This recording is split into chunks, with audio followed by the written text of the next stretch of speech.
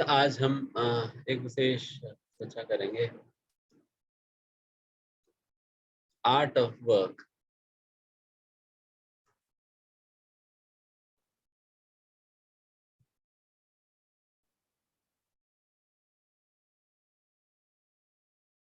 काम करने की कला।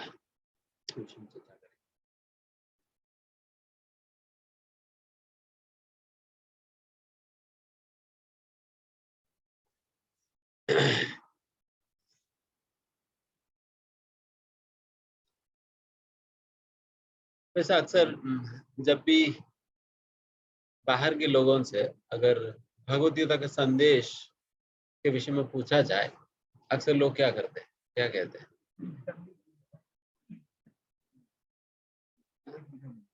कर्म ही पूजा है। भगवान ने क्या करने के लिए कहा? कर्म करने के लिए भगवान ने कहा, इसलिए कर्म ही पूजा है। आपको अलग से कुछ पूजा वूजा करने की जरूरत नहीं, बस कर्म करो, हाँ पूजा हो जाएगी। और फिर जो थोड़ा सा एडवांस्ड है उसमें, वो लोग कहते हैं कि भगवान कहते हैं कर्म करो और फल की इच्छा मत करो। एंड थोड़ा सा और एडवांस्ड उसमें एक और वाक्य जोड़ देते हैं, कर्म करो फल की इच्छा मत करो, जो भी होता है अच्छा के लिए होता है। एक बहुत मतलब शुरुआत में हमने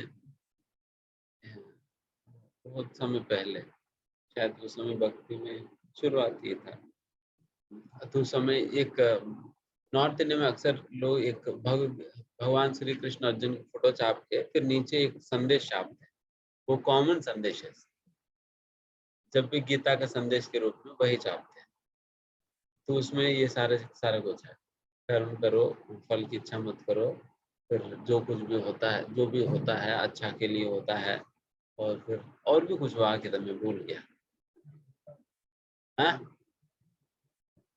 हाँ, जो होगा अच्छा ही होगा। इस प्रकार से कुछ कुछ कई इस प्रकार की बात है।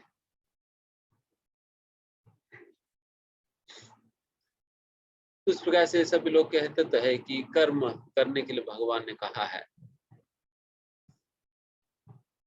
बट भगवान, यस डेफिनेटली भगवान ने कहा कर्मण्येवाधिकारस्ते, कर्म करना तुम्हारी अधिकार है।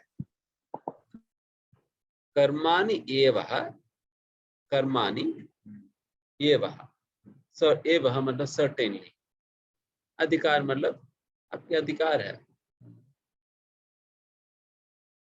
बट साथ ही साथ भगवान कर्म कैसे करे, कौन सी कर्म करे, कैसे करे, किस भावना के साथ करे, क्यों करे, क्या उद्देश्य होनी चाहिए और क्या उद्देश्य नहीं होनी चाहिए, ये सारा कुछ भगवान ने कहा। बट इसके विषय में कोई पूछता तो हंसता नहीं है, बट सीधे यही कहती कर्म करो।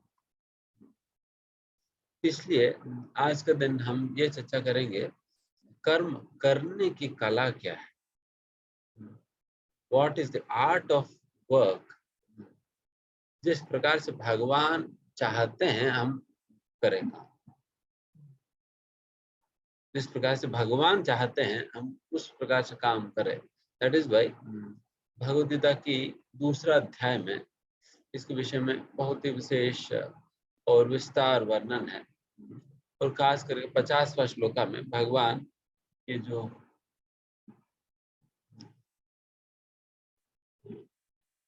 ये कर्म मतलब आर्ट ऑफ वर्क के विषय में वर्णन करते हैं। उसमें कहते हैं योग कर्म कौशलम,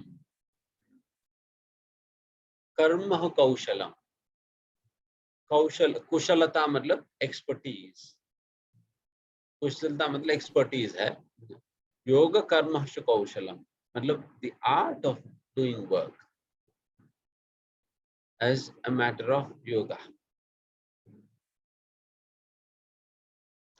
योग कर्मशु कौशलम, द आर्ट, कौशलम मतलब आर्ट है, कला है।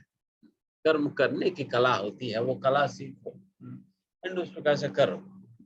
जैसे मर्जी वैसा करके आप कह दे कि देखो मैं अपना कर्म कर रहा हूँ, then सभी ही लोग कहेंगे।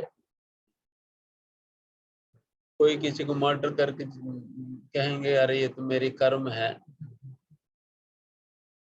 देखो जज से कहे कि देखिए भगवान ने ही तो कहा कि कर्मण्येवाधिकारस्ते, कर्म करने के अधिकार है और मेरी वृत्ति है इस प्रकार से लोगों को मारना। और मेरे दादा भी किए थे, मेरे पापा भी किए थे, मैं भी कर रहा हूँ, मैं अपने बेटे को भी सिखा रहा हूँ। हमारे खानदान की ही कला, यही कर्म है, इसलिए हमने भी कर्म, अपना कर्म ही तो किया। गीता के अनुसार वो भी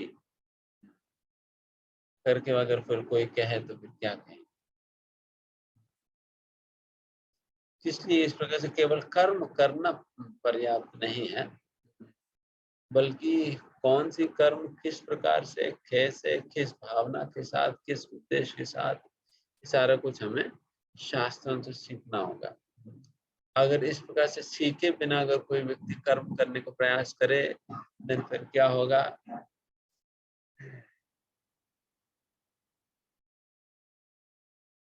यज्ञात् कर्मणोऽन्यत्र लोकोऽयं कर्म बंधनः, देन कर्म के बंधन में फंस जाएगा। He'll be caught up in the bondage of karmic reactions, जो कर्म की फलों में वो फंस जाएगा। एंड तो कर्म के फलों में फंस जाएगा, फिर उसकी वजह से क्या होगा, उनको पाप पुण्य में किसी प्रकार के अंतर नहीं पता है, इसलिए कभी पाप करेगा कभी पुण्य करेगा, उसकी वजह से उस कर्म के फलों में फंसकर फिर वो किसी भौतिक दुनिया में रह जाएगा। और उतना ही नहीं, जिस प्रकार से कर्म करने के लिए सूचित किया जा रहा है उस भावना के साथ, उस समझ के साथ अगर कर्म नहीं करेंगे देन फिर व्यक्ति बहुत बहुत तनाव में पड़ जाता है। जैसा कि आजकल के लोग कर तो रहे अपना कर्म, सॉफ्टवेयर कंपनी में कोई अपना कर्म कर रहे हैं, कोई घर पे कर्म कर रहे हैं, कोई फील्ड पे अपना कर्म कर रहे हैं, बट तनाव क्यों आ रहे हैं? Why? Because he does not have the right perspective towards the art of work. जिस प्रकार से कर्म करनी चाहिए उस प्रकार से करने का समझ नहीं होता, इसलिए जैसा मर्जी कर रहे हैं, इसलिए फिर भोग रहे हैं। इतना तनाव है,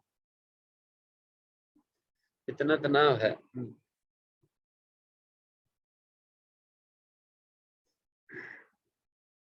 इतना तनाव के कारण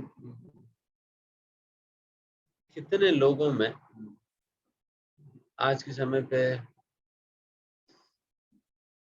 आत्महत्या की भावनाएं आती है, बिकॉज फिर वो सहन नहीं कर पा रहे उस तनाव को, इसलिए फिर वो उस तनाव को कैसे रिलीज करे पता नहीं, इसलिए सोचता है कि मैं फिर इसको रिलीज करने के लिए फिर मैं क्या करूं, फिर मैं मर ही जाऊं। बट ये बहुत बड़ा मूर्ख है जो सोचता है कि मैं मर जाऊं करके, कि मर जाने से तनाव खत्म हो जाएगी। तनाव कई गुना बढ़ जाएगी अगले जीवन के लिए, अगली जीवन और दुर्भर हो जाएगी, क्योंकि जो इस प्रकार से मरता है देन फिर उन्हें अगला शरीर बहुत मुश्किल से ही मिलता है। इस प्रकार से जो मरता है बिकॉज उन्होंने कदर नहीं रखा भगवान की उपहार का, भगवान के उपहार का कदर नहीं रखा, देन फिर ऐसा व्यक्ति को शरीर प्राप्त करने को कोई योग्यता ही नहीं है। तो वेस्ट क्यों करे ना, शरीर इतना बहुमूल्य मनुष्य शरीर है, उसको मूर्खों को देकर फिर क्यों वेस्ट करे। देन उन्हें प्रेत भूत रह जाना पड़ता है। प्रेत आत्मा मतलब बस यही है, जिस आत्मा को शरीर प्राप्त करने की योग्यता नहीं होने के कारण शरीर प्राप्त किए बिना केवल अपना सूक्ष्म शरीर में रह जाती है, अपने सूक्ष्म शरीर में रह जाती है, फिर वो शरीर की अभी समस्या क्या है, सूक्ष्म शरीर है, मन बुद्धि अहंकार है, तो सारे इच्छाएं उसके अंदर है। अभी इच्छाएं अंदर है, इच्छाओं को पूर्ण करने के लिए माध्यम नहीं है। हमारा शरीर तो माध्यम बनता है। अगर प्यास लगा तो पानी पी सकते हो, भूख लगा तो खाना खा सकते हो, बट अभी ये सारा कुछ होगा उसके अंदर। कुछ खाने की इच्छा होगा, कुछ करने की इच्छा होता है, सारी इच्छाएं तो होंगी, बट शरीर नहीं। बेचारे इस प्रकार से शरीर नहीं होने का कितना उनको झेलना पड़ता है। इसलिए इधर उधर घूमता रहता, बहुत बहुत मेंटल तनाव इतना होता है उनको, बहुत बहुत दुख भोगता है, बहुत दुख भोगता है। इस प्रकार की प्रेत बन जाता है व्यक्ति जब इस प्रकार से जो जो भी लोग इस प्रकार से आत्महत्या कर रहे हैं। So the suffering multiplies by many folds, अनेक अनेक गुना बढ़ जाता है जो व्यक्ति इस प्रकार से आत्महत्या करता है। तो इसलिए बेहतर है, क्योंकि आप आर्टिफिशियली जो आपके कर्म के फलों को आप एस्केप नहीं कर सकते, आर्टिफिशियली कुछ इधर उधर करके आप एस्केप नहीं कर सकते, क्योंकि ये तो भगवान के कानून है, कहाँ भाग जाओगे। ठीक है, इंडियन गवर्नमेंट के कानून से तो आप इधर उधर भाग जाएंगे, मैं पाकिस्तान में भाग जाऊंगा, मैं अफगानिस्तान में भाग जाऊंगा, या कहीं भाग जाऊंगा, कहीं छुप जाऊंगा, अंडरग्राउंड में चले जाऊंगा, या प्लास्टिक सर्जरी करा कर फेस ही बदल दूंगा, कुछ भी कर देंगे, बट यूनिवर्सल गवर्नमेंट से कहाँ बच पाएंगे, उनकी नजर से कहाँ बच पाओगे ना। आप अफगानिस्तान में जाओ, वहां पर भी पकड़ा जाएंगे, वहां पर तालिबानों से मरवाएंगे। पाकिस्तान में जाओ, वहां पर टेररिस्ट मरवा देंगे।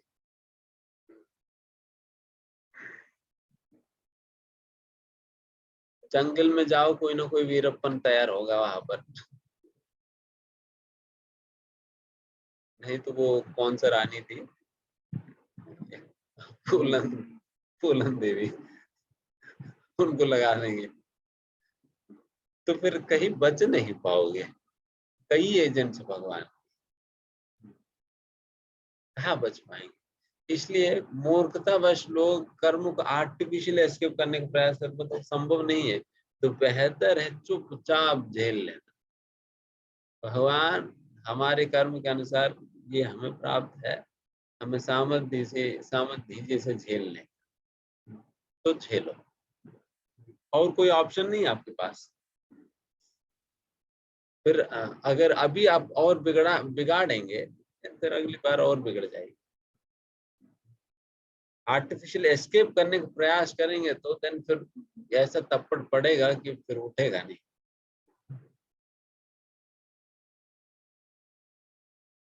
इसलिए आर्टिफिशियल एस्केप मत करो, फिर जो मिल रहे हैं फिर भोगना होगा।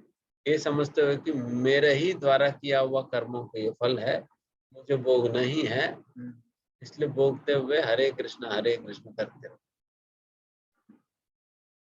तो ये करते रहेंगे, देन फिर अगली बार तुम्हारी इस प्रकार के कर्म फलों या इस प्रकार के कर्म नहीं रहेगा, तो फिर आप बच पाओ। बट अभी आप आर्टिफिशियली उसे बिगाड़ने के प्रयास करते हैं। इसलिए इस प्रकार से जो बहुत मूर्ख है, तो वो लोग इस प्रकार से सोचते हैं, ऐसा कर लूं वैसा कर, कहाँ भागोगे, कहाँ भाग जाएंगे।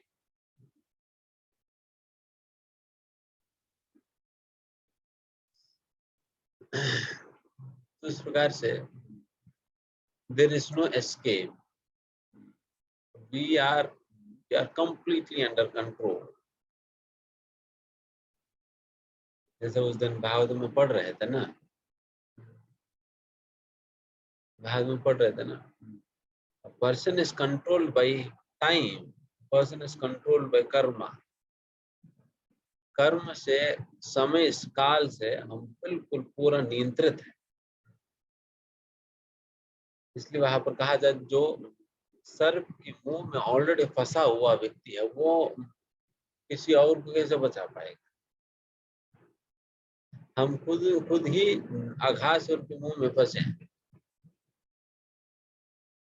अपना दांतों में पकड़ कर रखे हैं, हम किन को क्या बचा पाएंगे। नारद मुनि ऋषि महाराज कह रही है, आप क्या सोच रहे हैं, क्या वो उन्हें बचा लेंगे आप?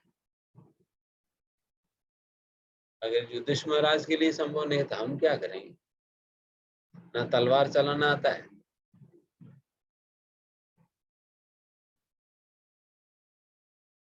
ना अपने आप को बचाना आता है, कुछ नहीं कर पाए। इसलिए इस प्रकार की मोह की चिंता हमें छोड़ देनी चाहिए।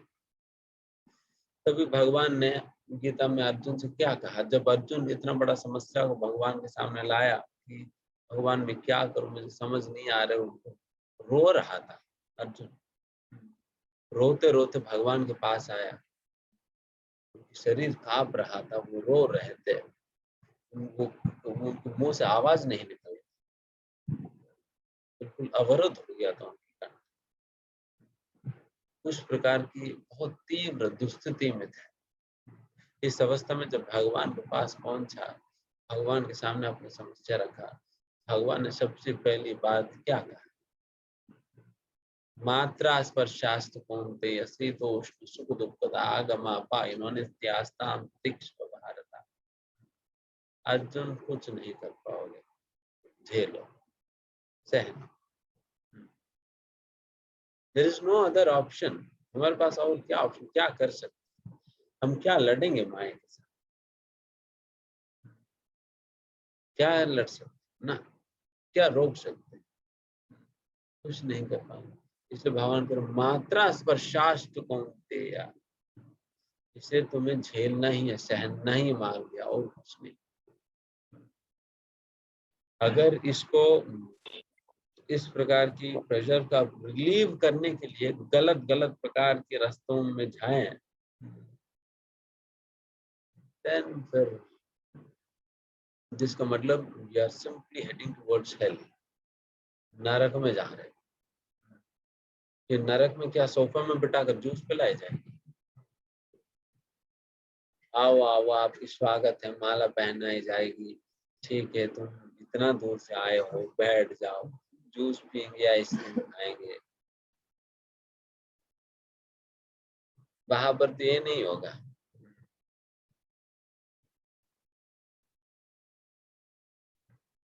Should be terrible। एक ऐसा भी नरक है जिस नरक में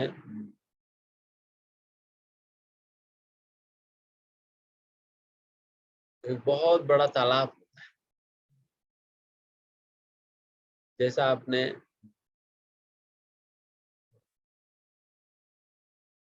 सप्त समुद्र के विषय में सुना है, कोई समुद्र जैसा, एक समुद्र तो आप लोगों की परिचय तो है ही, सॉल्टी वाटर से भरा हुआ है, और एक ऐसा समुद्र भी है जहाँ पर पूरा का पूरा गन्ने की रस है, क्रीम है, जितना पीना पी सकते हो। और एक ऐसा सागर भी है जो कि दूध से भरा हुआ, दूध दूध, क्षीर सागर। तो वैसा सप्त समुद्र है। नरक में एक स्पेशल समुद्र है, वो मल से भरा हुआ, मल है, मल से भरा हुआ समुद्र। आप सोचिए एक बाथरूम में ही इतना बदबू आता है, एक मल से भरा हुआ समुद्र, तो भैया क्या करें। एंड लोगों को क्या करा जाता है, उसके अंदर डाल दिया जाता है स्विमिंग सीखने।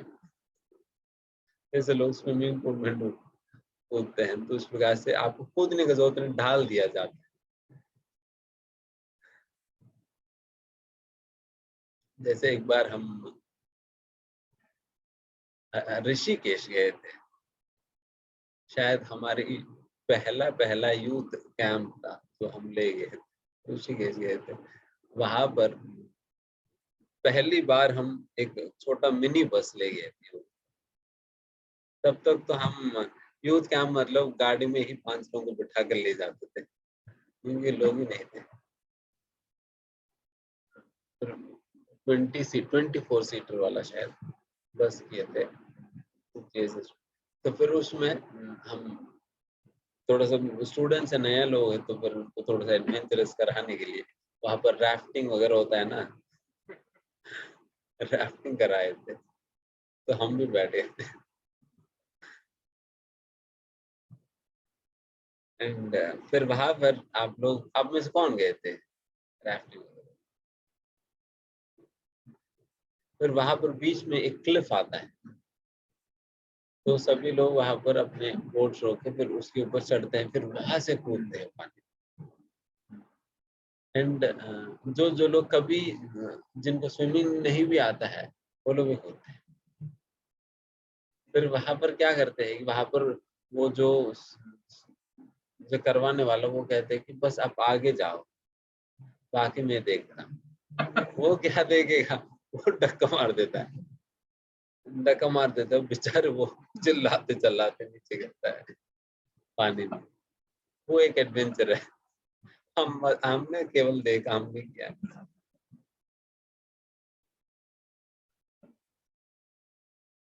उसी प्रकार से वहां पर सारा कुछ हम लोग टेक केयर कर लेते हैं, आप लोग कूदने की जरूरत नहीं। वो लोग बंगी जंप करा देते हैं। तो इस प्रकार से वो उसमें जाने के बाद क्या करते हैं ना, वहां पर आप कई दिन तक छोड़ दिया जाता है। अब बाहर नहीं आ सकते अपने आप, मतलब काफी समय तक आपको वही रहना होगा। एंड ऊपर से ऊपर कुछ खाने के लिए पीने के लिए तुम्हें नहीं दी जाए, खाने पीने के लिए नहीं दी जाएगी। एंड व्यक्ति को इतना भूख प्यास लगता है, इतना भूख प्यास लगता है कि फिर वो समझ नहीं पाता क्या करे क्या। फिर कुछ समय के बाद इतना इतना दर्द होता है कि वो खुद वो मल खाने लगता है। फिर करे क्या? फिर वो अंदर से इतना दर्द है, फिर स्टार्ट ईटिंग स्टूल, मल खाने लगता है, इतना गंदा चीज। तो ये तो बस एक नमूना बता रहे हैं, उस प्रकार के कई हैं, इस प्रकार कई हैं। वैसे भागवतम में तो 26 प्रकार के नरकों के विषय में वर्णन है, बट बट इसके अलावा हजारों की संख्या में नरक, हजारों की संख्या में नरक है। आप सोचे क्या झेलने के लिए मिली।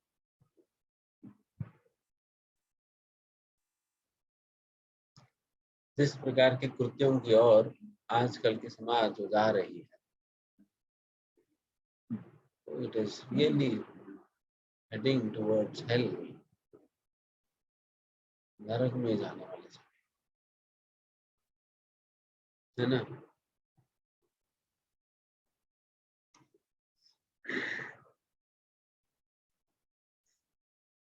मतलब जितना गंदगी समाज में आज के समय पर फैला हुआ है, मैथुन के संबंध में हो, खाने के संबंध में हो, क्या क्या चीज लोग खाते हैं। जापान में हमने सुना था कि जापान में तो लोग जो अबॉर्शन करके निकाल दिया जाता है फीटस, उसे पका कर खा रहे हैं। हॉस्पिटल वाले भेज रहे हैं और लोग खा भी रहे हैं। क्या इनकी क्या गति हो, क्या गति हो, रियली टेरिबल सिचुएशन है। एंड आज के समय में सेक्स के संबंध में भी, मैथुन के संबंध में कितने कितने प्रकार से लोग अपने आप को संतुष्ट करने गलत गलत प्रकार से प्रयास करते हैं। एंड आज के लिए होमोसेक्सुअलिटी बढ़ गई, कितना पागलपन है। कितनी बड़ी पागलपन है। फिर ये सभी लोग जाएंगे कहाँ, है ना? एनिमल्स, पशुओं के साथ, बाप रे बाप।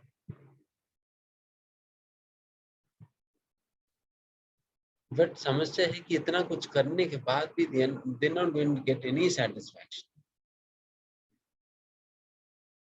इतना कुछ करने के बाद उनको कोई संतुष्टि नहीं मिलने वाली, ना यहाँ पर कोई संतुष्टि मिलेगी, बल्कि आई मीन उनकी डिप्रेशन लेवल्स, उनकी स्ट्रेस लेवल्स कितना बढ़ जाएगी कि पूछो ही मत। एंड फिर उसके बाद फिर उनकी जीवन, फिर आगे के जीवन और नरकी बनने वाले हैं। जिस प्रकार की योनियों में, जिस प्रकार के नरक में हो जाएगा,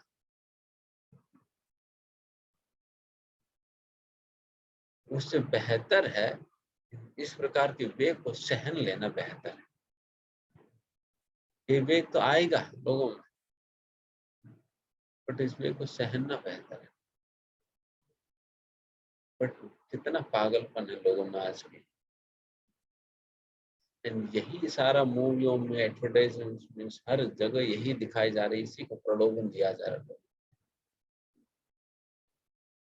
स्त्री को एक कठपुतली बनाकर, अभी आगे फिर इतना ये सारी चीजें शुरू हो रही, तो फिर आगे स्त्री और फिर पुरुष को भी दिखाने लगे।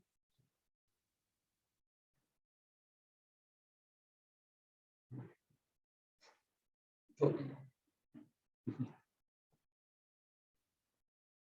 इसलिए दिस इज लाइक, एक्चुअली नरक तो यही है जहाँ पर हम रह रहे हैं, ये तो नरक ही है। इतना गंदे लोग और इतना गंदगी, तो नरक ही है। क्या करें, हमारी दौर्भाग्य है कि ऐसे समाज में, ऐसा दुस्थिति में हमें रहना पड़ रहा है।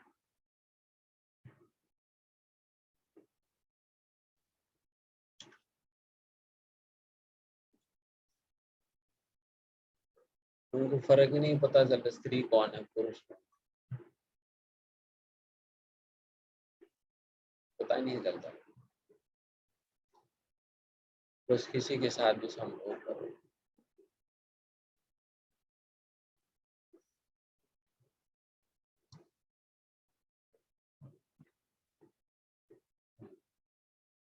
पर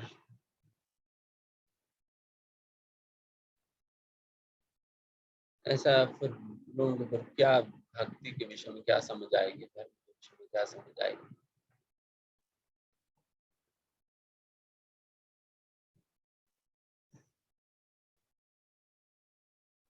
इसलिए बहुत फूलिश सोसाइटी बनते जा रही है। तो अभी वही सोच रहे थे कि अगर 5,000 साल ही अभी बीता हुआ है, कलयुग की शुरुआत हुई, फिर आगे जाकर क्या क्या चीजें देखने के लिए मिलेगी, तो यहाँ कल्पना के ही बाहर है। आगे जाकर क्या देखने के लिए मिलेगा,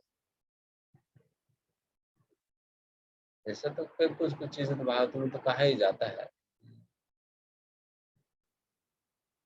आगे जाकर फिर फूड क्राइसिस बहुत बहुत हाई पीक पे पहुंच जाएगी।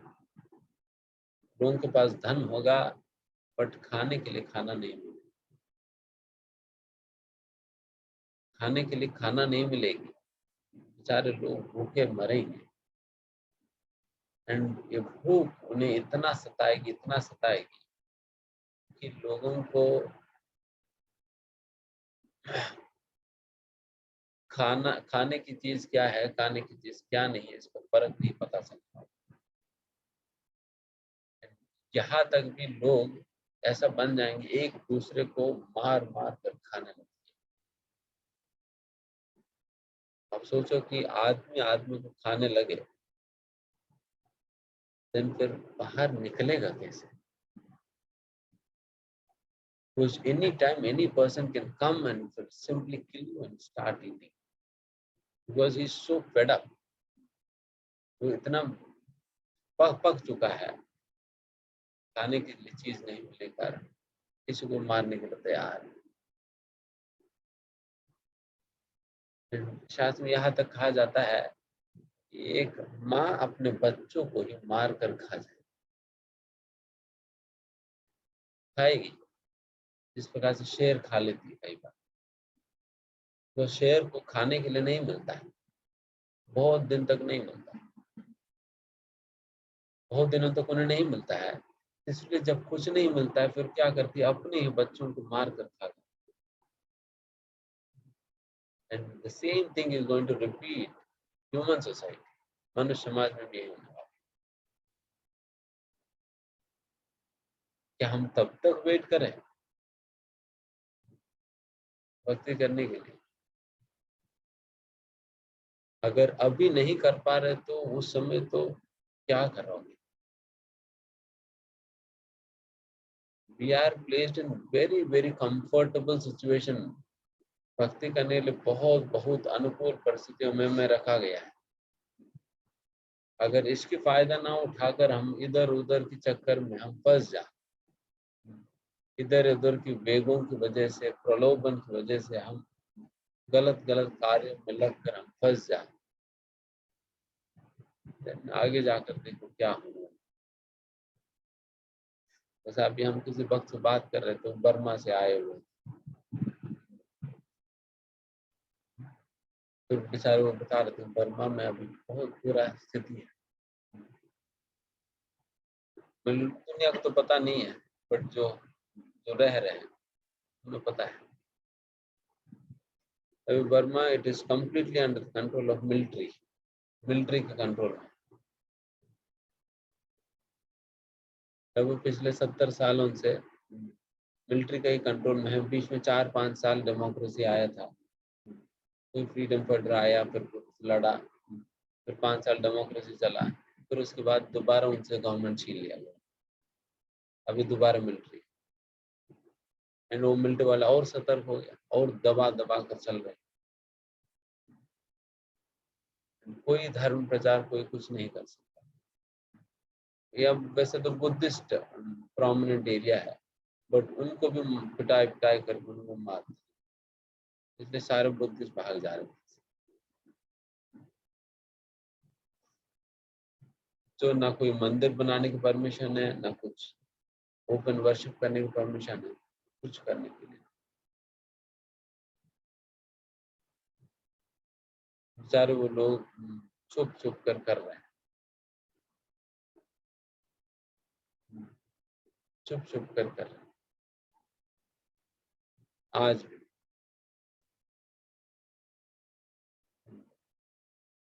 जैसा भी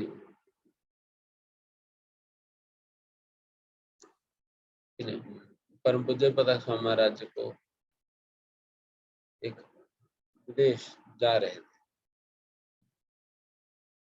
परम पूज्य प्रकाश स्वामी महाराज विदेश जा रहे थे, वो मुस्लिम कंट्री है, वहां पर फिर अलाउड ही नहीं कुछ। इसलिए जब महाराज खुद ही वो सिविल ड्रेस पहन कर जा, उनके अलाउड नहीं।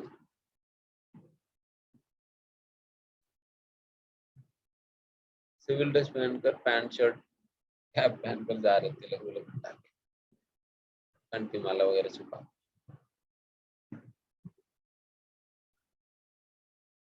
मतलब कितना दुर्भर स्थिति है। तो हाउ कंफर्टेबल वी आर, कितना अनुकूल परिस्थितियों में हमें प्रचार करने के लिए, भक्ति करने के लिए मिल रहा है ना। कौन रोकता है यहाँ पर? आप माला करने से कोई रोकेगा? बट विदेशों में तो आप माला लेकर बाहर घूमो, देखते हैं मुस्लिम कंट्रीज में माला माला तिलक लेके लगा कर आप बाहर घूमो, देखिए सीधा जेल में डाल देंगे, सीधा जेल में डाल देंगे। So we are in very very comfortable situation, बहुत अनुकूल परिस्थिति है। अगर हम इस परिस्थिति को फायदा उठाकर अभी अच्छा से अच्छा भक्ति कर लेना, देन फिर ऐसा परिस्थिति में जाने से बच जाए। नहीं तो अभी हम अपना बेगों के प्रलोभन में आकर हम उसे सहन नहीं ना सहनते हुए हम गलत कार्य में लगे। then prepare to see the dark days।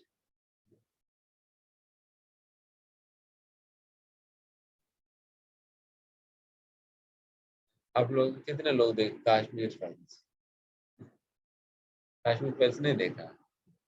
ठीक है, अच्छे बच्चे।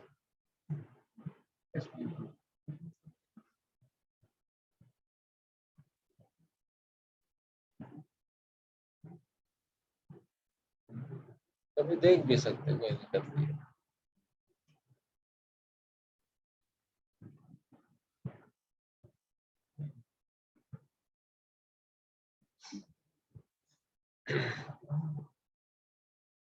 तो देखने में पता चलेगी आगे क्या होने वाली।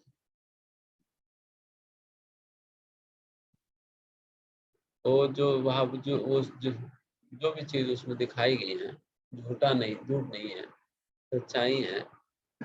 एंड ये आगे का भी सच्चाई, आगे हर जगह यही होने वाला। अभी तो केवल कश्मीर में हुआ, बट पूरा भारत या पूरा का पूरा हर जगह होने वाला। तो आजकल हम एक इंडियन गवर्नमेंट के अंतर्गत एक सीनियर ब्यूरोक्रेट है, वो मोदी जी की गवर्नमेंट के अंतर्गत एक जो पीछे जो थिंक टैंक होता है तो उसका सदस्य है, लीडरशिप ट्रेनिंग वगैरह देते हैं। तो उनसे मिलने गए थे, इसमें जन्माष्टमी इन्वाइट कर बता रहे थे कितना स्ट्रैटेजिकली चल रहे हैं। अच्छा है, अभी पूरा भारत में सारा ग्रास रूट वर्क सब कुछ मुस्लिम्स को पकड़ लिया। ग्रास रूट वर्क जो भी लेबर के स्तर के काम है, अब कहीं पर कोई हिंदू नहीं मिलेगा।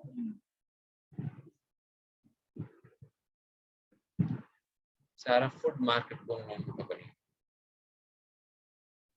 कोई भी सब्जी फल की दुकान देखो, कौन बेचता है? अब फल सब्जी खरीदना है तो उन्हीं से ही खरीदना होगा।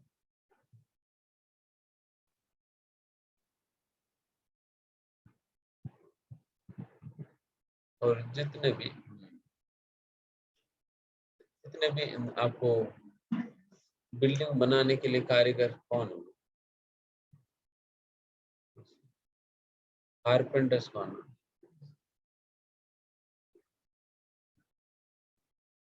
अभी ये लोग नहीं मिलेंगे। They have completely captured. फिर नीचे से एक एक चीज कैप्चर करते बाहर है। अगर वो बॉयकॉट कर देंगे ना समाज में, फिर बहुत दिक्कत हो जाएगी। तो अभी निर्भरता बढ़ा दे रहे हैं, निर्भरता बढ़ाने के बाद दिखाएंगे पिक्चर। इसलिए वो बता रहे थे कि 8 स्ट्रैटेजीज बनी है, फिर वो 8 स्ट्रैटेजीज के द्वारा फिर प्रयास किया जा रहा है नियंत्रण करने की क्या बता रहे हैं। क्योंकि आगे जाकर तो बहुत बहुत बुरे परिस्थिति होगी। We want to see next life, that means you are simply going to see hell। नरक से भी, नरक में तो ठीक है भैया, मारा जाएगी, पीटा जाएगी, बट यहाँ पर तो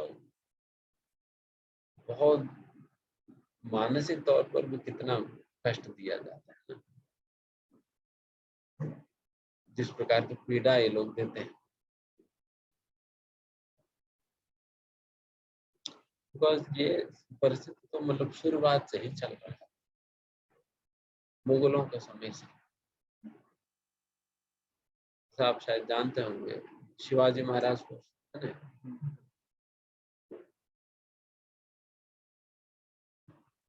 शिवाजी महाराज भी तो उनकी माँ ने उनको अपने पिता से अलग करके भाग कर ले आई महाराष्ट्र, बिकॉज उनके पिताजी जबरदस्ती उनकी माँ को ले गया, फिर शादी के तो फिर माँ जो है फिर उनके बेटे को ले आई, फिर उनको बचपन से ही पूरा अच्छा चरित्र देने को प्रयास करी, रामायण महाभारत भगवद गीता वगैरह सुनाकर उनकी चरित्र बहुत सुंदर प्रकाश उन्होंने बिल्डअप करा, फिर तब जाकर ये शिवाजी बने थे। और उनका बेटा थे संभाजी महाराज, वो भी शिवाजी महाराज की तरह ही बहुत बड़ा वीर शूर थे,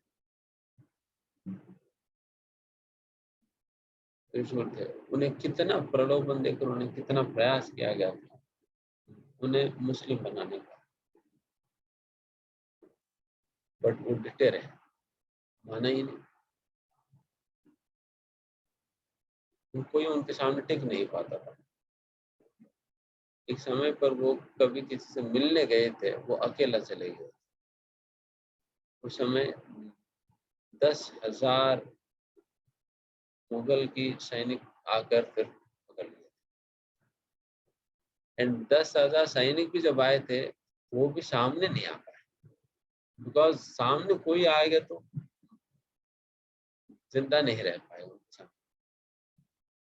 डर जाते थे लोग, दूर दूर से ही रस्सी फेंक कर, तलवार फेंक कर फिर उनको मारने का प्रयास किया, छल से कपट से उनको मारा गया, पकड़ा गया,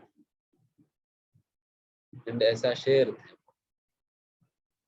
फिर उन्हें पकड़ कर ले गया था, फिर उनको जबरदस्त फोर्स किया गया, मुस्लिम बनो,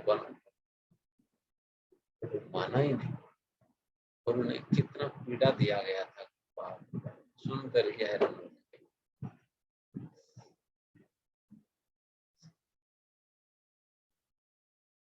कि उसी अवस्था में उनको अंकों को फोड़ दिया गया था, तुम बनो या नहीं तो अंकों को फोड़ दिया, तो अंकों फोड़ दिया,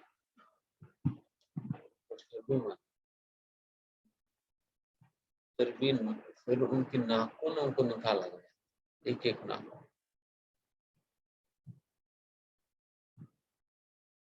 एक एक नाखून, मतलब आप सोचो कितना दर्द होता है, बट ही सो फेथफुल, सनातन धर्म के प्रति उनका ऐसा विश्वास था कि उस समय पे उन्होंने माना, एक एक नाखून निकाला गया, फिर शरीर के एक एक अंग काट रहे हैं, उस प्रकार से काट काट कर उन्हें मारा।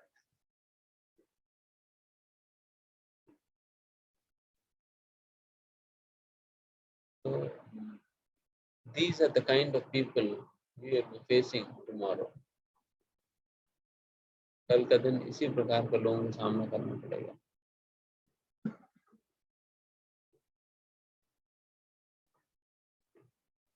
जैसे लोगों के साथ हमें रहना पड़ेगा, जो आज भी इस प्रकार से कर सकते, कर रहे हैं लोग। जो मिलिट्री कैंप्स में पकड़ा जाते हैं ना, उनको ऐसे ही होता है, इसलिए दे प्रेफर टू डाई, लोग चाहते हैं कि मर जाए, rather than getting caught in such people's हाथों में पड़ने में जो मरना चाहते हैं, इसलिए मरने का ही प्रयास करते, पर लोग मरने नहीं देते।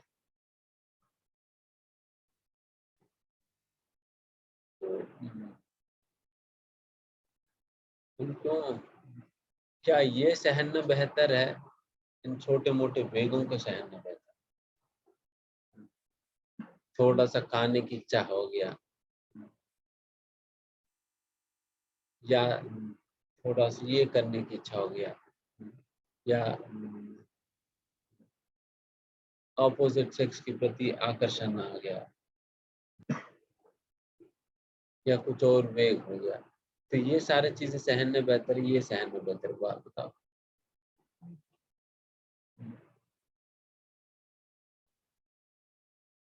सोचिए ना,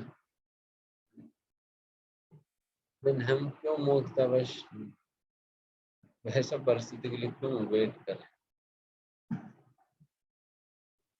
तो सहन ही नहीं। संभाजी तो वो तो क्षत्रिय थे और उनको पहले से ऐसा ट्रेनिंग था, और उनकी विश्वास और श्रद्धा भी इतना दृढ़ था कि इतना कुछ होते हुए भी वो इंटीग्रिटी बना कर रखे थे। बट हम क्या कर रहे हैं, वैसे ही कमजोर है। इसलिए हम जो कह रहे हैं तो समझो कि इन वेगों को सहना बेहतर है, वही आसान है। क्या बहुत बड़ी बात है। कानून आंखों को फोड़ देने बेहतर तो है ही। आंखों को फोड़ देने से बेहतर है आंखों को नियम में रखना।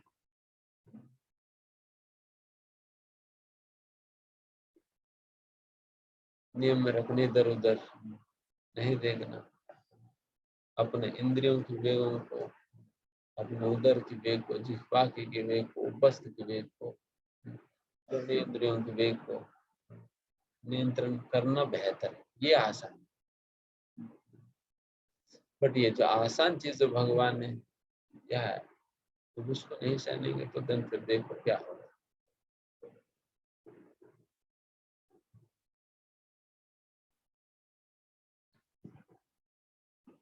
इसलिए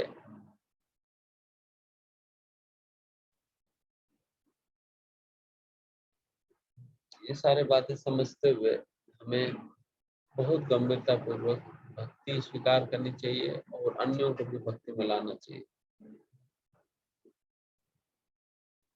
अन्यों को भक्ति में लाना चाहिए। तो अन्यों को भक्ति में लाने का मतलब यह saving them from all of the suffering. जो नारकीय जीवन जो बनने वाली है इस दर्द पे, सारा जीवन से उन्हें बचा। इसलिए this is great service to the society to preach. भगवान के संदेश का प्रचार करने की बहुत बड़ा सेवा है। इसलिए केवल अपना जीवन को इस प्रकार से बर्बाद मत करो, बल्कि जीवन का सदुपयोग करो। कोई गलत रास्ते में चलते हुए आपको दिखाई पड़ते हैं, उन्हें समझाओ, उन्हें मंदिर ले आओ, भगवान से मिलाओ, कृपा जी पुस्तकें दो।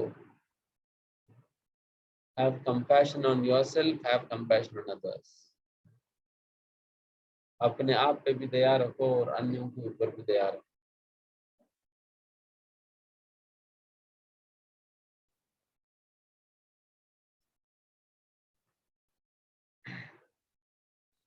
इस प्रकार से ठीक है, हम तो वहां से आ गए।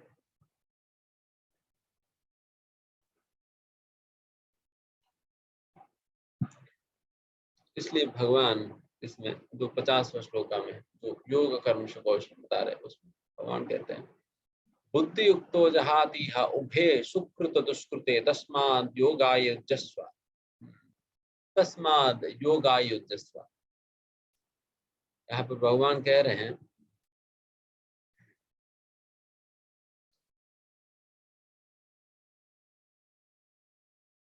योगाय युज्यस्व।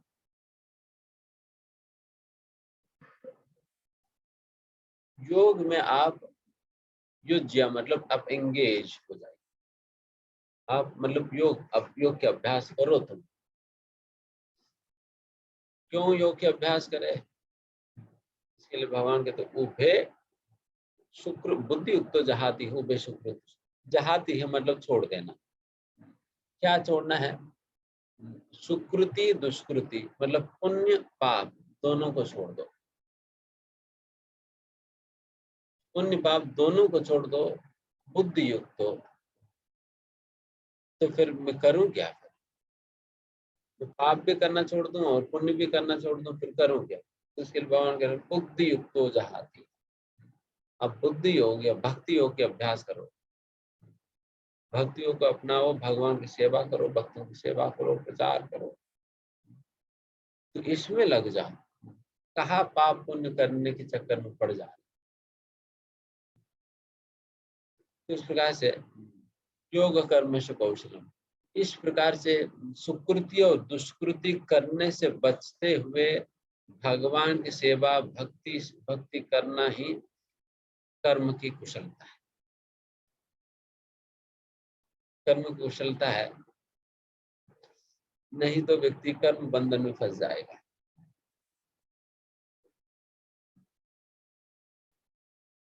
इसलिए जब भी हम कोई कार्य कर रहे हैं, इसलिए इंश्योर करिए ये कंडीशंस फुलफिल हो। तो कोई पुण्य कार्य ना हो या कोई पाप कार्य ना हो, तो केवल और केवल भक्तिमय कार्य हो।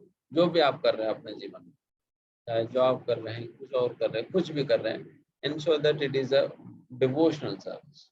अगर वो भक्तिमय कार्य नहीं है, देन वो सुकृति या दुष्कृति होगी। देन सुकृति और दुष्कृति का अपना परिणाम होगा। देन फिर लोकोयम कर्म बंधना, देन फिर कर्म के बंधन में फंस जाओ। देन कर्म के बंधन में फंस जाओगे तो देन फिर है ही कि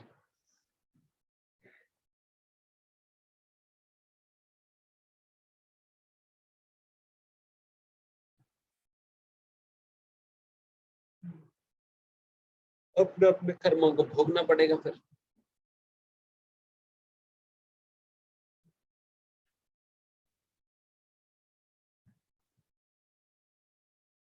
अपने अपने कर्म फलों को भोगना पड़ेगा। इसलिए बेहतर है हम भक्ति योग में स्थित होकर हम कार्य करें, जो भी हम कार्य करें।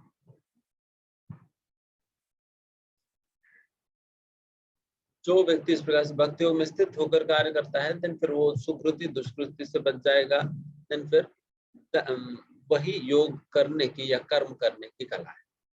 ये कला हमें सीख लेना चाहिए। कला सीख लेनी चाहिए। कला सीख लेने के लिए हमें क्या करना होगा? सबसे पहले कोई भी कार्य करने को आपको सोचना पड़ेगा कि मैं इसे भक्तिमय कार्य के रूप में कैसे कर सकता हूँ। वो सीधा सीधा आप कर लेंगे तो कोई ना कोई इधर सुकृति या दुष्कृति कुछ ना कुछ कर लेंगे। तो पहले सोचना पड़ेगा कि how can I translate this into an activity of devotion. सोच कर वो कार्य करना हो।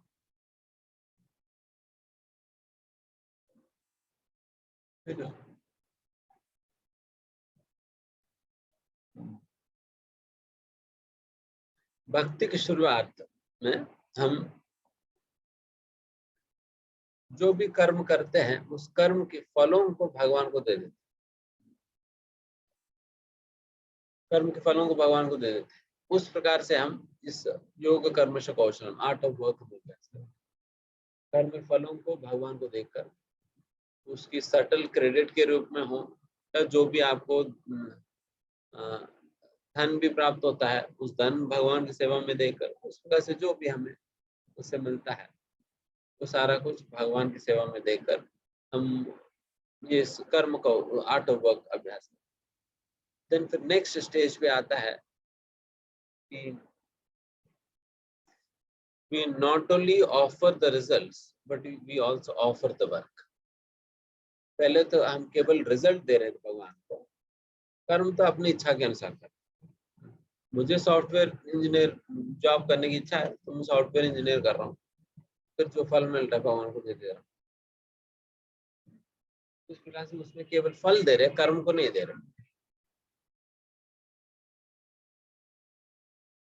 हमें क्या करना है? हमें कर्म और कर्म के फल दोनों को देना होगा। ये अल्टीमेट है, ये अल्टीमेट है। ये आर्ट ऑफ वर्क में ये नेक्स्ट स्टेज है, अपने कर्म को भी और अपने फलों को भगवान की सेवा में। कर्म को फल भगवान की सेवा में देने का मतलब क्या होगा फिर? हाँ,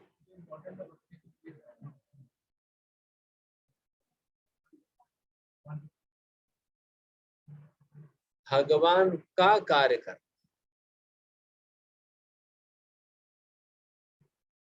कार्य अपना नहीं होगी, भगवान का ही कार्य करना, और वो कार्य के फल भगवान को ही दे देना। उसके पहले हम क्या कर रहे थे, हम अपना कार्य कर रहे हैं और फल को भगवान को दे रहे हैं। समझ में आ रहे बात? हम अपना जो करना था वो कर रहे हैं एंड फिर फल को भगवान को दे रहे हैं। बट जब हम इसमें आएंगे नेक्स्ट स्टेज में, हम कार्य भी भगवान का ही करेंगे। जैसे उदाहरण के लिए हम गीता डिस्ट्रीब्यूशन कर रहे हैं, ये किन की कार्य है? भगवान का कार्य है। फल किनको देंगे? भगवान को दे देंगे। कार्य भी भगवान की है और फल भी भगवान को दे देंगे। उसी प्रकार से हम प्रचार करते हैं, वो कार्य किनका है? भगवान की कार्य है, फल भी भगवान को दे देंगे। इस प्रकार से कार्य हम भगवान का ही कार्य करते हैं। हनुमान जी की तरह राम कार्य करते हैं और राम जी को ही रिजल्ट अर्पण कर देते हैं। तो इस प्रकार से हमें करना पड़ेगा। ये सुपीरियर स्टेज है, इस स्टेज पे हमें आना होगा। एंड इस स्टेज पे आप धीमे धीमे आएंगे, जब आप अपने कर्म के फलों को देने लगेंगे, देन एक वैराग्य आएगी आपके अंदर। जब कर्म के फलों को देंगे, देन फिर त्याग की भावना आपके अंदर आएगी। आजकल लोगों को देने की इच्छा नहीं होती, देने की इच्छा नहीं होती है, बट देने की आदत हमें अपने अंदर डालना होता है। इच्छा नहीं हो तो फिर भी देते रहो, देते देते इच्छा आ जाएगी। जैसा हमारा भारतों के अंदर के कहानी आता है, एक राजा रांतिदेव था, तो वो एक विशेष व्रत उन्होंने किया, विशेष व्रत उन्होंने किया। उस व्रत करने के लिए उन्होंने कई दिन तक उन्हें उपवास रखना पड़ा, भूखे रहना पड़ा। एंड फिर उस दौरान फिर वो खूब दान भी दिए थे, और इतना दान दिया, इतना दान दिया कि लगभग उनका कान धान खाली हो जाता। एंड फिर फाइनली उपवास को तोड़ने के समय आया था। फिर जो भी उनको उपवास तोड़ने के लिए सामग्री वगैरह लाकर फिर वो व्यंजन वगैरह बनाया गया था। एंड फिर उसके बाद वो उपवास तोड़ रहे थे। एंड जैसा वो तोड़ने के लिए ताली के सामने बैठे थे, उसी समय ही कोई ब्राह्मण आकर भिक्षान देहि भिक्षान देहि भिक्षान देहि करके मांगने लगा। देन फिर प्रांतिदेव ने क्या किया, अपने थाली में ही एक हिस्सा उनको दे दिया। देन फिर वो देकर फिर आकर बैठ गया। फिर उतनी देर में एक और व्यक्ति आया, फिर वो भी मांगने लगा, फिर उनको बाकी दे दिया। फिर उनके पास कुछ बचा नहीं, वो पानी पीने गया, और जैसे वो पानी पी रहे थे, उसी समय एक और व्यक्ति आ गया, फिर वो भी प्यास लग रहा, पानी पिला, तो सारा पानी उनको पिला दिया। ये सारा कुछ करके रांतिदेव के पास कुछ बचा ही नहीं था। जो कुछ भी उनके पास था, सारा कुछ वो देते जा रहे थे, उनके पास कुछ भी नहीं बचा। फाइनली भगवान प्रकट हो गए थे। भगवान ने कहा कि मैं तुम्हारी परीक्षा ले रहा, ये सभी कोई और नहीं, मैं ही।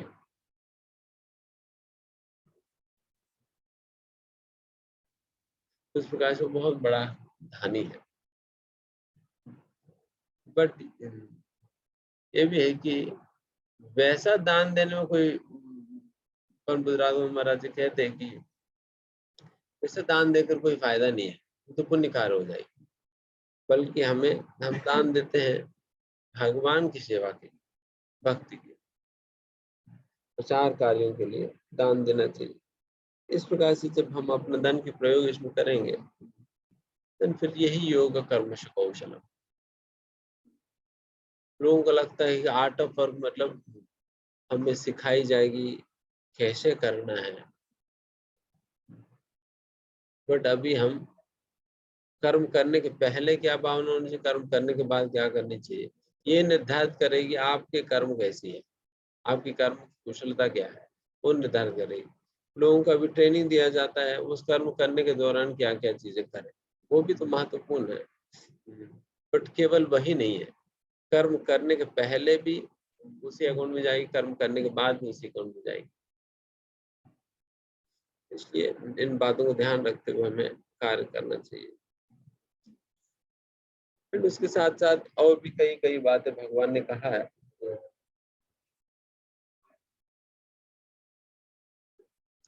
फल की अपेक्षा ना रखते हुए कर्मण्येवाधिकारस्ते मां फलेषु कदाचन, फल की इच्छा ना करते हुए व्यक्ति को अपने कर्म करनी चाहिए, ये भी कला के भाग है। बिकॉज फल की इच्छा और फल को भोगना ही मूल कारण है तनाव। This is the main cause of stress. फल को भोगना और भोगने की वजह से फल की इच्छा भी जागृत होती है। एंड फल की इच्छा है देन आपके अंदर स्ट्रेस होगा, अगर फल की इच्छा नहीं है देन स्ट्रेस नहीं होगा। समझ में आया बात? एंड आजकल तो लोगों को सिखाई भी वही जाता है, फल की इच्छा कैसे करे, कौन सी फल की इच्छा करे, यही सिखाई जाता है। देन फिर इसलिए लोग सब लोग तनाव में आ जाते, फल की इच्छा है तो फिर तनाव आएगी। तो फल की इच्छा की वजह से, एंड दूसरा रॉन्ग कॉन्सेप्शन ऑफ वर्क, गलत प्रकार की धारणा है कर्म फलों के प्रति, उसकी वजह से कर्म फलों गलत धारणा मतलब व्यक्ति सोचता है कि मेरे ही मेहनत से ये फल आने वाला है, अपने आप को ही कर्ता मानता है। इस प्रकार से अपने आप को कर्ता भावना से और कर्म फलों को भी क्लेम करने से, इन दोनों चीजों की वजह से ही व्यक्ति का जीवन बहुत बहुत तनाव हो जाता है। इसलिए अगर आपको भी तनाव लग रहे हैं तो इसका मतलब इन दोनों में से कोई ना कोई कमी है। इधर आप अपने आप को कर्ता मान रहे हो कि मैं ही करने वाला हूँ और मैं ही करने वाला हूँ,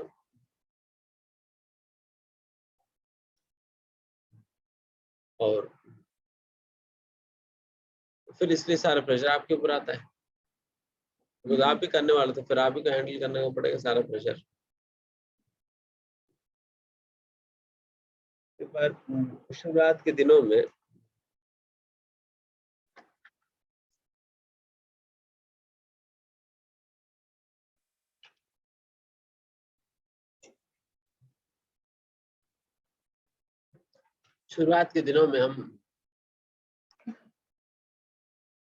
हमें प्रसाद बांटना,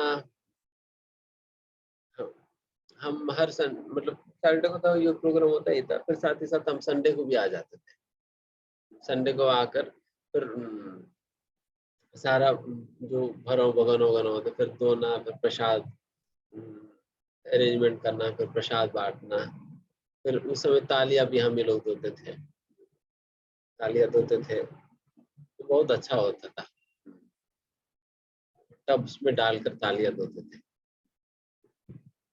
और फिर प्रसाद के बाद फिर सारा बर्तनों को किचन में पहुंचाना, और फिर उसके बाद हम लोग प्रसाद लेते थे, तो प्रसाद बांटते बांटते थे। तो उस समय प्रसाद बांटने के संदर्भ में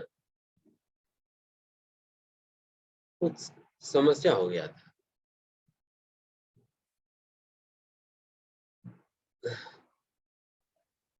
प्रसाद कम हो गया और फिर कोई ज्यादा मांग रहा था, पैकिंग कर रहे थे लोग, मना कर रहे थे, फिर वो फिर भी पैकिंग कर रहे थे, या कुछ इस प्रकार कुछ समस्या हुआ था। देन हम प्रेशर में आ गए थे, हम प्रेशर में आ गए, अभी प्रसाद खत्म हो जाएगी, फिर अभी आगे आने वाले लोगों को नहीं मिलेगी, या कुछ कुछ इस पर मुझे याद नहीं आ रहा है एग्जैक्टली क्या सिचुएशन था, लेकिन कुछ समस्या था उस समय। तब मुझे समझ नहीं आ रहा था करूं क्या। उसी समय एक और वरिष्ठ भक्त आए थे, और उनसे कहा कि उनसे हमने कहा प्रभु जी देखो इस प्रकार से ये चीजें हो रहे हैं, तो मैं क्या करूं, मुझे समझ में नहीं आ रहे हैं करके हमने कहा। देन फिर उन्होंने बहुत सुंदर बात बताई। उन्होंने यही बताया कि बस तुम्हें क्यों टेंशन लेनी है, तुम्हें तो तुम्हारे अधिकारी को बता दो, अपने अधिकार को बता दो। लेकिन फिर जैसे ये बात उनकी मुंह से मैंने सुना, तुरंत मेरा सारा प्रेशर स्ट्रेस सब कुछ खत्म हो गया। तो मुझे मुझे क्या करना है ना, मैं वो उसको समाधान भी नहीं कर सकता, बिकॉज मेरे हाथ में नहीं है, तो मेरी बात नहीं सुनने वाला, तो मेरे हाथ में भी नहीं है। देन फिर अननेसेसरली जो मेरे हाथ में ही नहीं, उसको उसके विषय में स्ट्रेस लेकर क्या फायदा। सिंपल सॉल्यूशन बताया, आप अपने सीनियर को बता, अपना अधिकारी जो भी इंचार्ज है उनको बता दो। तो इंचार्ज को बता दिया, देन फिर वो देखेंगे, वो जैसे समाधान करने के लिए कहेंगे मैं करूंगा, बस खत्म हो गया, सारा स्ट्रेस रिलीव हो गया ना। हम अपने आप को ही करता मानेंगे, देन फिर खुद ही झेलो, फिर प्रेशर भी हैंडल करो। करता आप हो तो प्रेशर भी आपका ही है। अगर वही है कि क्रेडिट आप लेना चाहते हो तो प्रेशर भी लो, आप ये नहीं क्रेडिट में लूंगा प्रेशर तुम लो।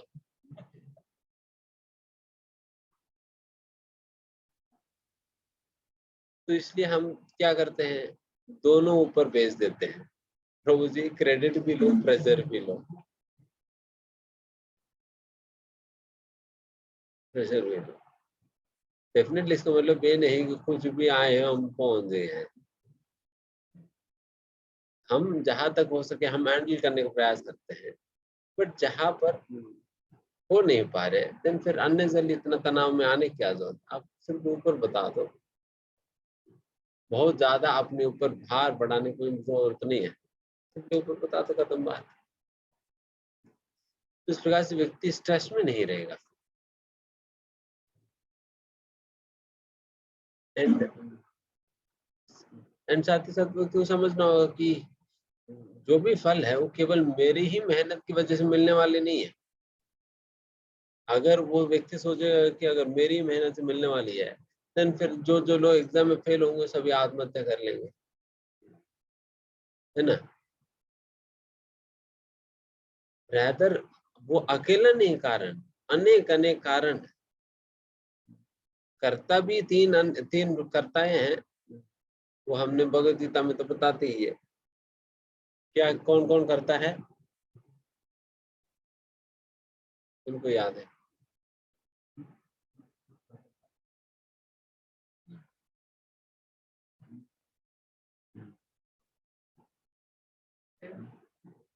और ईश्वर, जीव प्रकृति और ईश्वर।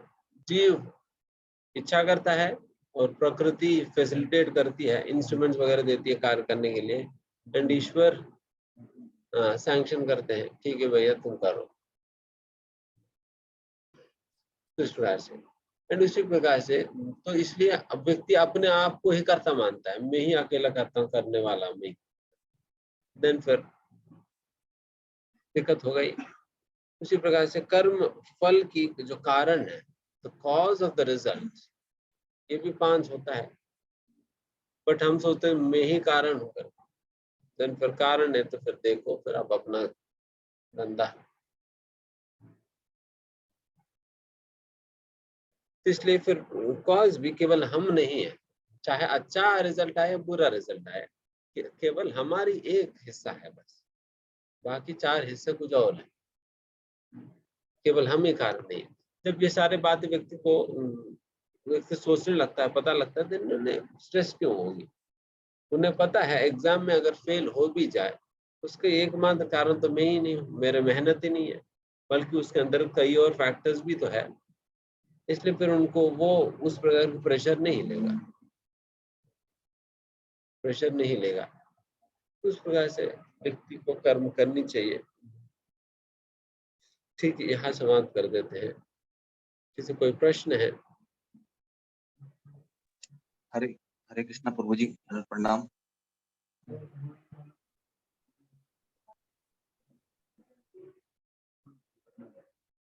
हाँ।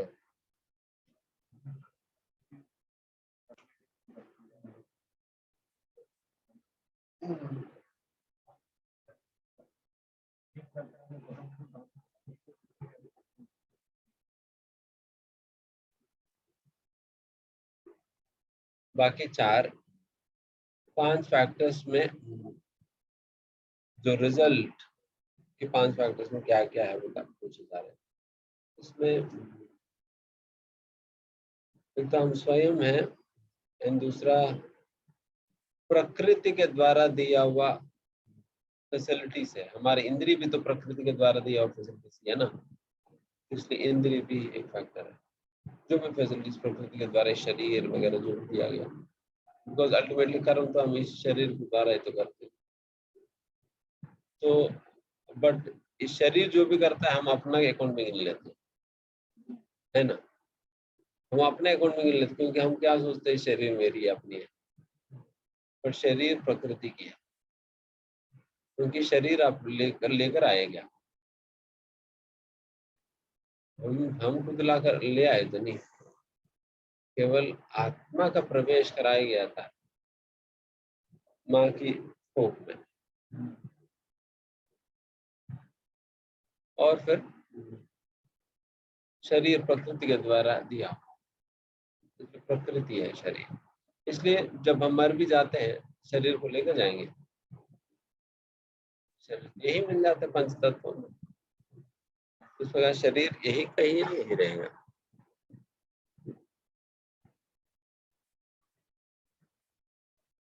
और इस प्रकार से प्रकृति के द्वारा दिया हुआ शरीर वगैरह भी है, उनके साथ ही साथ ईश्वर भी है।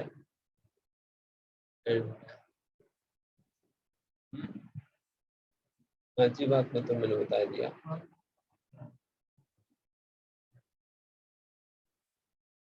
उसी प्रकार से इंद्रिय तो मैंने बता दिया, टाइम प्लेस सर्कमस्टेंस, काल परिस्थिति, समय काल परिस्थिति, उसका भी प्रभाव होता है जल पे। और हमारी प्रयास में एक फैक्टर होता है, और एक शायद मैं मिस कर रहा हूँ, 5 फैक्टर्स है।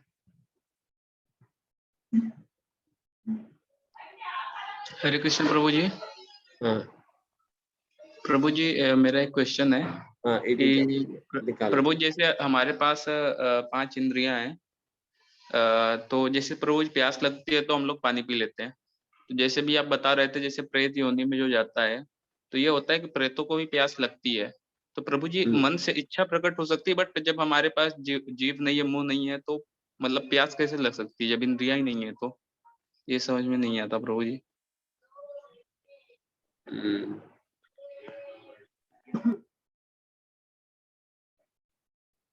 लास्ट में क्या कह रहे थे? प्रभु जी जो प्रेत योनि में जो चले जाते हैं, मतलब आत्महत्या करके, तो प्रभु जी अगर उनको प्यास लगती है बट उनके पास मतलब जीभ या मुंह नहीं है उनके पास, तो उनको प्यास कैसे, मतलब मन की इच्छा क्यों होती है? जब हमारे पास इंद्रियां ही नहीं है तो मन की इच्छा कैसे हो सकती है पानी पीने की? शायद पानी पीने की इच्छा नहीं, जूस पीने की इच्छा होती है। जूस पीने का तो प्यास से कोई संबंध नहीं होता। जूस तो लोग, जूस आइसक्रीम वगैरह तो प्यास लगे बिना भी पी लेते हैं, खा लेते हैं। जुकाम होने के बाद भी लोग ले रहे हैं, तो फिर उसका कोई प्यास से संबंध नहीं, बस इच्छाएं हैं। बट प्रभु जैसे जैसे कोई अगर मतलब एक्सपायर हो जाता है गांव में, तो जैसे 13 दिन के लिए वो मतलब घड़ा दिया जाता है ना, जैसे पानी दिया जाता है कि पानी, मतलब जो आदमी अभी एक्सपायर हुआ है तो उसकी आत्मा आकर मतलब ये पानी पिएगी 13 दिन के लिए, वो पूरी क्रिया कर्म होता है ना पानी पीने के लिए जो घंटे में जो डाला जाता है, तो प्रभु जी फिर वो कैसे पॉसिबल होता है?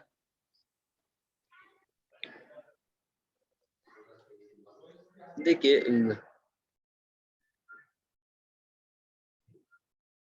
पानी वगैरह मतलब एक बार शरीर छोड़, अल्टीमेटली शरीर होना होगा उन चीजों को ग्रहण करने के लिए। शरीर के बिना तो नहीं संभव है।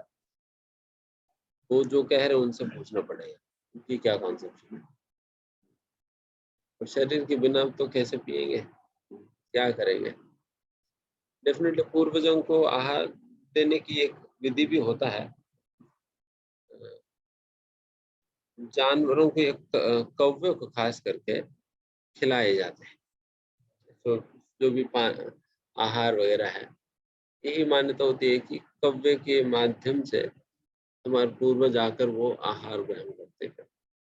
ये पूर्व समय से ये रीति रिवाज आ रही है।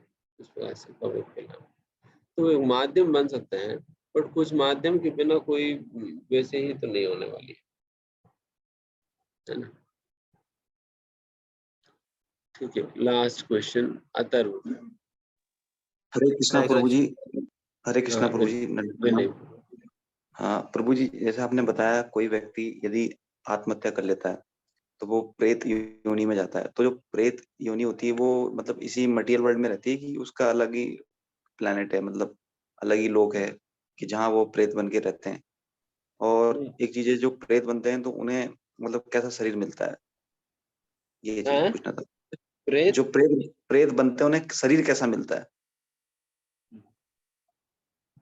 देखिए प्रेत आत्मा तो यहाँ पर तो है ही, आपके कमरे में हमारे कमरे में है।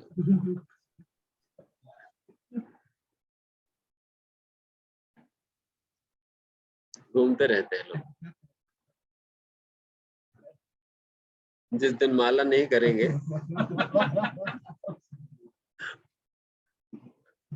उस दिन पकड़ेगी प्रेत।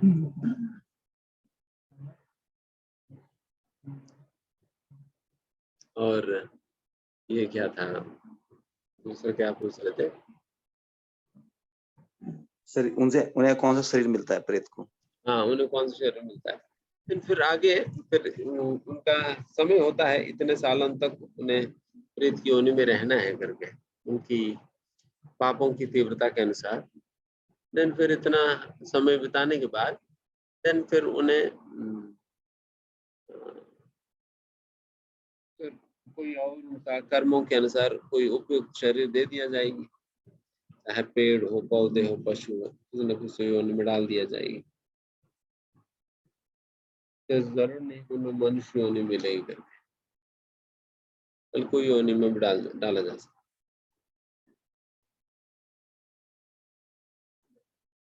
ठीक है।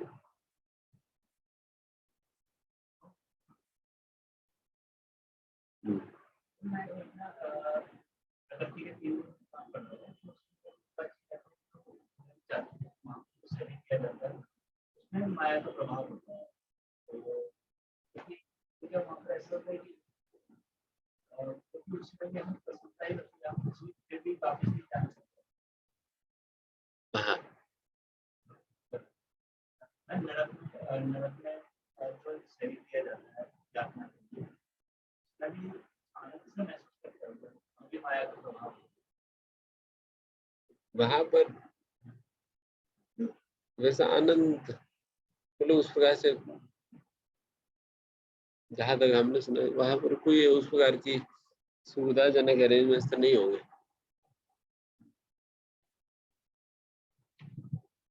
वहां पर तो उन लोगों के अपना रेस्ट रूम वगैरह होता होगा, यमराज के यमदूतों का वगैरह।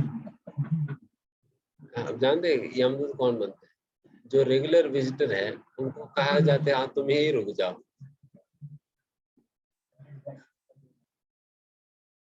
आप इतने बार आ रहे थे यही रुक जाओ, तुम्हें नौकरी लगा देंगे। और आप सारे चीजों से फेमिलियर भी हो चुके हैं, बार बार भोग के, तो मिल देना।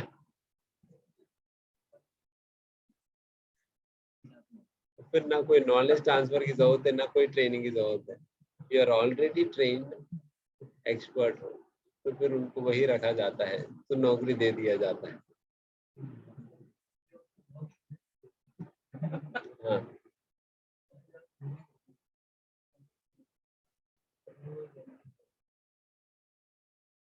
तो वही लोगों को पिटाई करते करते उनको समझ आएगी। इसलिए सभी लोगों का अपना अपना ट्रीटमेंट है, तरीका है, बट वही है कि लोग समझते नहीं कि ट्रीटमेंट बाकी है।